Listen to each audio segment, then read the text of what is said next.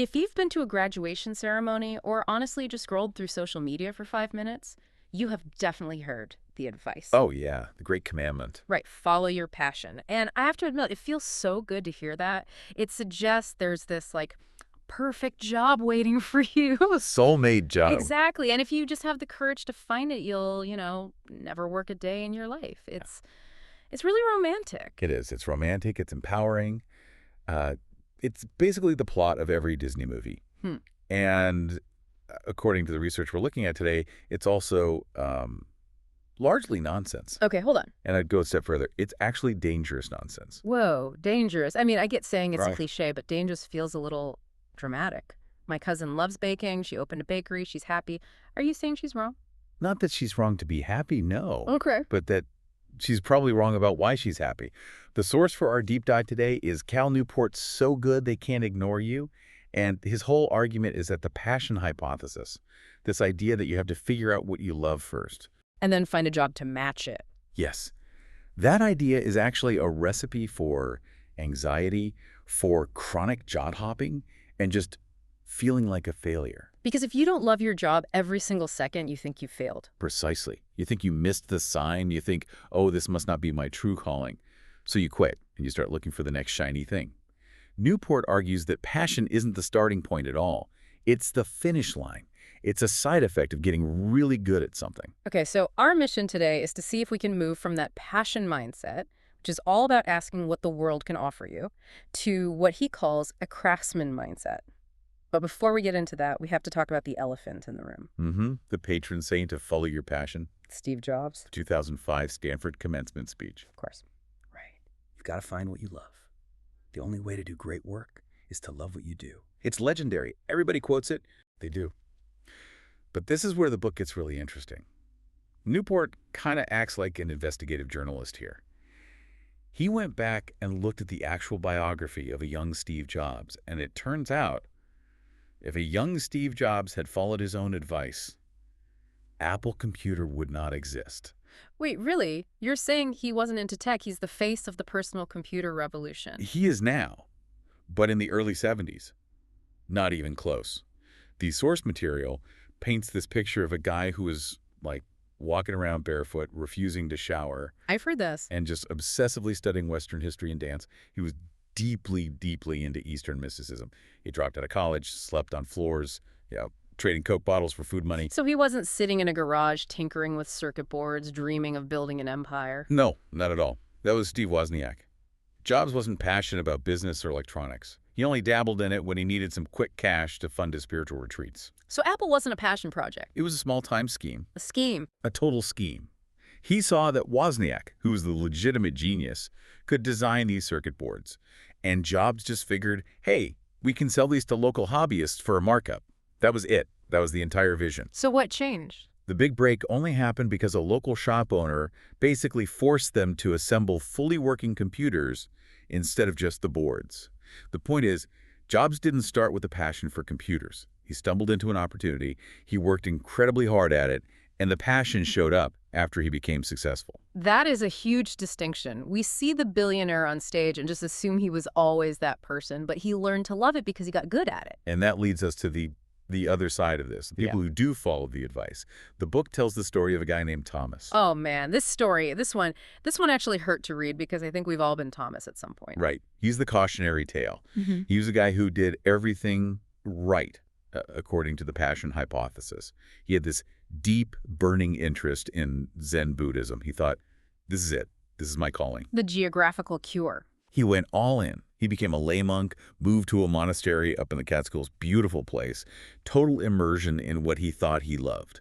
He expected that once his context matched his passion, he'd just achieve this state of permanent bliss. Yeah. And one Sunday afternoon, after mastering all the hard koans and doing the chores, he found himself walking deep into the woods, just sobbing. Because the work was too hard? Or... No, because he was still him.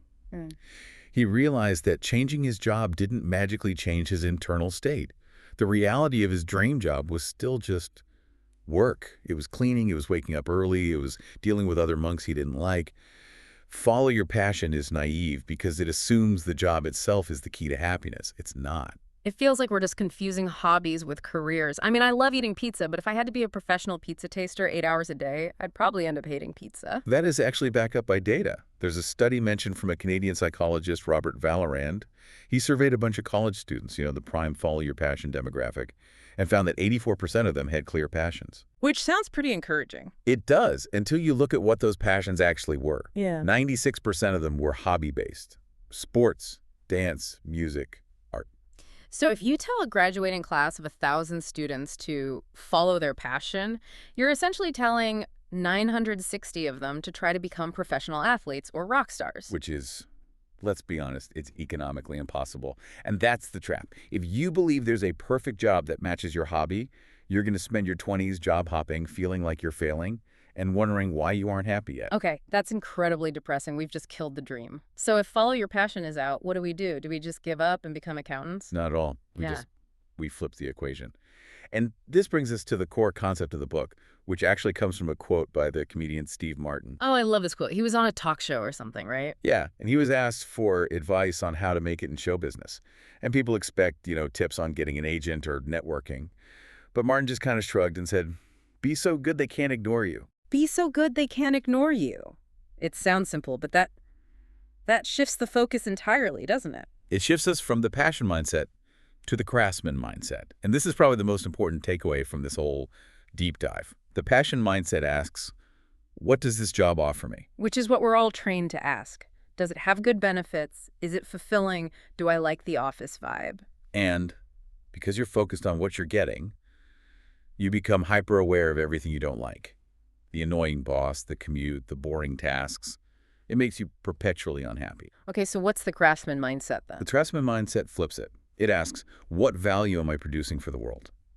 It's all about the quality of your output. And it's liberating because you stop worrying about whether this job is your one true love and you just start focusing on being useful. So hold on, isn't that just corporate propaganda? Don't ask what the company can do for you, ask what you can do for the company. That sounds like a great way to get exploited. It does sound like that, I agree. But Newport uses this great economic analogy to explain why it's actually the only path to freedom. He calls it career capital. Career capital. Okay, break this down for us. Okay, so think of the job market like a luxury car dealership. You Okay. walk in, you see a Ferrari. That Ferrari represents a great job. And a great job is what? Defined by creativity, impact. Creativity, impact, and most importantly, autonomy. Control over your time. That's the Ferrari everyone wants. But you can't just walk in and demand it because you're passionate about driving. You have to pay for it. And the currency isn't money. The currency is rare and valuable skills. That's your career capital. If you want a job that gives you freedom and creativity, which are rare and valuable things, you have to offer something rare and valuable in return. You have to build up your skill bank account before you can buy the dream job. So most of us are trying to write checks that our skills can't cash. Perfectly put. And building that capital is hard work. It's not just showing up. The book contrasts the author's own guitar playing with this professional guitarist named Jordan Tice. Right, this is the difference between playing and practicing. Exactly. The author played guitar for years. He enjoyed it, but he plateaued. He never got any better. Jordan Tice, the professional, he engaged in deliberate practice. And what does that actually feel like? I feel like we hear that term a lot. It feels like strain. It's uncomfortable. Newport notes that Jordan would sit there and play a really difficult musical run. If he missed one note, he'd stop, start over, faster, harder. He was constantly stretching himself just past his comfort zone and seeking that immediate, ruthless feedback. So if you're at your job and you're just kind of breezing through it effortlessly, you're not actually building career capital. You're maintaining it, maybe, but you're not growing it. Think about the chess study in the book. They looked at serious chess players. Some of them played in tournaments for years. They put in their 10,000 hours, but they just stayed at an intermediate level. So the 10,000-hour rule is a myth. The idea that time automatically equals mastery is a myth, yeah. The grandmasters are the ones who spent those hours in serious study, analyzing moves, solving problems they got wrong, getting torn apart by critics. Just showing up for 10 years doesn't give you the capital to buy the Ferrari. You have to actively, even painfully, try to get better. Okay, so let's say we do the grind. We engage in deliberate practice. We build this massive bank account of career capital. Now we want to spend it. We want to buy that Ferrari, the dream job. The book says control is the most important thing to buy. Control is the dream job elixir. The book describes a visit to this place called Red Fire Farm, run by a couple, Ryan and Sarah. They're organic farmers. And what's interesting is they have this cult following. People are obsessed with their lifestyle. Which is funny, right? Because farming is brutal work. It's dirt, bugs, 14-hour days. Why would anyone be envious of that? Because Ryan and Sarah have total autonomy. They decide what to grow, how to sell it, when to work. That sense of control over your own destiny is incredibly appealing.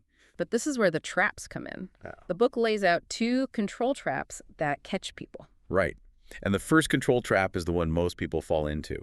It's trying to get control before you have the capital to pay for it. The cautionary tale here is a woman named Lisa Foyer. Lisa, she was in advertising, right? She was.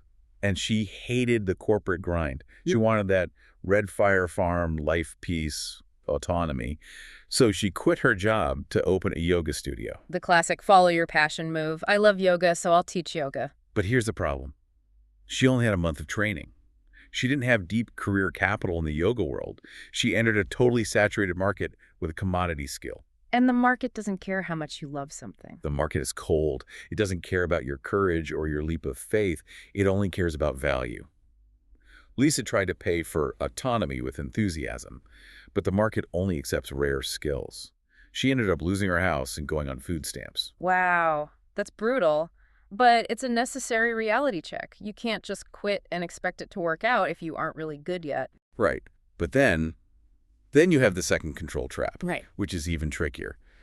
This is for the people who do have the skills. The people with a full bank account. Yes. And the great irony is, once you acquire enough career capital to be truly valuable, your employer will fight you tooth and nail to keep you from having control. Because you're too useful to them. Exactly. Look at the story of Lulu. She was a software developer, an absolute wizard at what she did. She built these automation scripts that saved her company a fortune. She had serious career capital, so she tried to cash it in. She demanded a 30-hour work week so she could study philosophy. And they actually let her. They grumbled, but Yeah. yeah, they let her. She's too expensive to replace. But later, when she tried to go fully freelance, they fought her on it. They wanted to own her time. It was the same thing with Lewis, a medical resident. He wanted to take a break to start a company, and the hospital resisted because he was a high-performing asset. So if you don't have skills, you can't get control because no one will pay you. If you do have skills, your boss won't want to give you control. How on earth do you navigate that maze? There is a way, and the author calls it the law of financial viability. It comes from Derek Sivers, the founder of CD Baby. Oh, Derek Sivers is great. Always super practical. His rule is incredibly simple. Do what people are willing to pay for. Money is a neutral indicator of value. If you want to leave your job to start a farm or go freelance or build an app, don't just guess. Look for the money. If people are willing to write you a check for it, then you have enough career capital. So if you're asking yourself, should I quit my job to write poetry? The answer is, Are people buying your poetry right now? If not, you don't have the capital yet. Keep the day job and build the skill until they are buying it.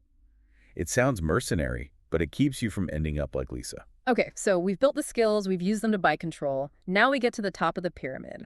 The thing everyone wants but can never seem to find. A mission. A mission, a unifying focus for your career. It's not just I have a job, it's I'm changing the world. But again, the mistake people make is trying to find the mission before they have the skills. The book gives the example of Parthi Sabeti. Parthi Sabeti is incredible. She's a Harvard biologist fighting ancient diseases like Lassa fever and Ebola using computational genetics. She runs a lab. She's in a rock band. She has a volleyball team. She seems to have it all. She is the poster child for a mission-driven life. She is. But if you look at her timeline, she didn't start with, my mission is to cure Lassa fever. She started with math.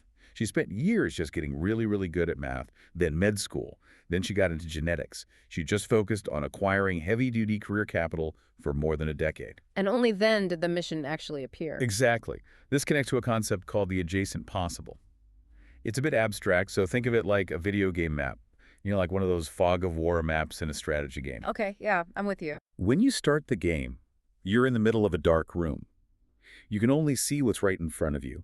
You can't see the castle, the mission, because it's miles away, hidden in the dark. So if you're a novice in your field, you literally can't see the big breakthrough ideas yet? You can't. You're still in the tutorial level. You have to push to the boundary of your knowledge. Party Sabeti only saw the opportunity to use genetics to fight disease after she had reached the cutting edge of her field. You have to get to the edge of the map before the new territory becomes visible. That explains why so many Save the World nonprofits started by recent graduates often fail or feel aimless. They just don't know enough to know what actually needs fixing or how to fix it. Precisely. They lack the capital to even identify a viable mission. They're just guessing in the dark. So let's say we've done the work, we're at the cutting edge, we can see a mission, how do we execute? Because it's still scary to bet your whole career on a new idea, even if you are an expert. It is. And that's why the book recommends little bets. Don't bet the farm. Who's the example for this one? An archaeologist named Kirk French. He had this idea that archaeology was too stuffy and academic. He wanted to popularize it. That's a huge, vague mission. But he didn't just quit his university job and declare, I'm a TV host now. What did he do instead? He ran experiments. Small, low-risk bets. First, he just digitized some old film reels of archaeological digs. Small win. People liked it. Then he filmed a cheap pilot for a documentary with some friends. Medium win. Then he started a blog-style project where he investigated local myths. And one of those just clicked. Yeah, that blog project caught the attention of the Discovery Channel. It led to a show called American Treasures. He moved incrementally. He didn't need a grandmaster plan. He just needed feedback from small experiments. That feels so much more manageable. You don't have to be right on day one. You just have to start testing. Right. And there's one final piece to this mission puzzle. The law of remarkability. If you want your mission to succeed, people have to talk about it. This is Giles Bucket, the Ruby programmer. Giles is a fascinating character. He combined his coding skills with his love for music talk about combining capital. He wrote a program that used AI to write dance music. That sounds incredibly cool. It was. But it wasn't just cool. It was a purple cow, something so unique that people were compelled to talk about it. And second, he launched it in a venue where ideas spread easily, the open source coding community. So he didn't just hide it on his personal website. No. For a mission to succeed, it needs to be remarkable, literally worthy of remark, and it needs a platform to be seen. Giles became a rock star programmer because he understood that having a mission isn't enough. You have to sell it. Okay, let's zoom out and put this all together because we've covered a lot of ground. We started with follow your passion, which we've pretty much debunked as a dangerous lie. We've replaced it with a much sturdier, more reliable framework. The idea is to stop looking for the right work and just start focusing on working right. And the path looks like this. Step 1. Forget about what the world owes you. Focus on building rare and valuable skills. Fill up that career capital bank account. Step 2. Invest that capital. Use it to buy yourself some control. But be careful. Don't do it too early, and don't let your boss hoard your capital. Use money as your neutral indicator. And finally, once you're at the cutting edge of your field, use that capital to find a mission, use little bets to test it, and make sure it's remarkable. It's a much longer road than just following your bliss. It's harder, it involves a lot of frustration and strain, but it is a much, much more reliable road to actually loving what you do. It kind of takes the pressure off, doesn't it? You don't need to have the answer today. You don't need to find your purpose by Tuesday. You just need to get to work on getting better at something. Precisely. The question isn't who am I or what is my destiny? The real question is what value can I create right now? That is a powerful shift. So here's a final thought for you to chew on this week. We tend to think of passion as a spark, something you find lying on the ground if you just look hard enough. But based on everything we've covered today, maybe passion isn't a spark at all. Maybe it's the fire that ignites after we've done all the hard work of gathering the wood and building the structure. You don't find the fire, you build the fire. I like that. Stop searching, start building. Exactly. Thanks for diving deep with us today. Now go get good. See you next time.